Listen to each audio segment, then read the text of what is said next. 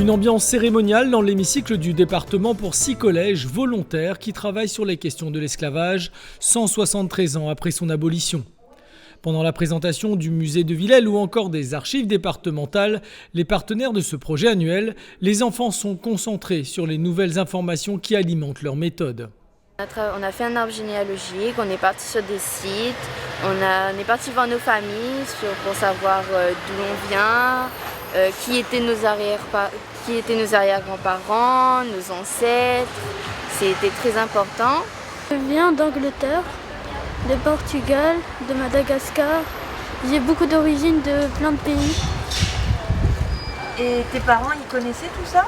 Non, même ils étaient très surpris. Début d'année, donc on a parlé de l'histoire de la Réunion, de l'esclavage. On a visité le musée de Villèle.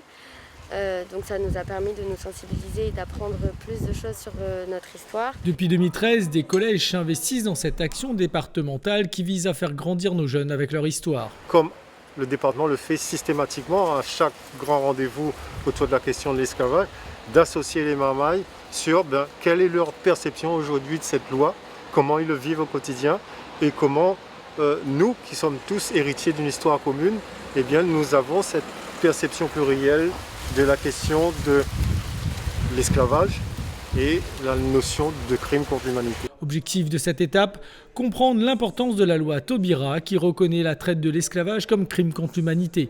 Pour cela, un historien guide leurs pas ce jour du 10 mai. Je pense que, quel que soit le sujet, à partir du moment où on donne du sens, les élèves s'y impliquent.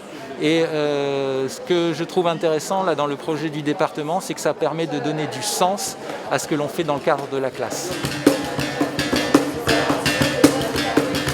La musique, qui fait partie de l'histoire, résonne dans l'hémicycle.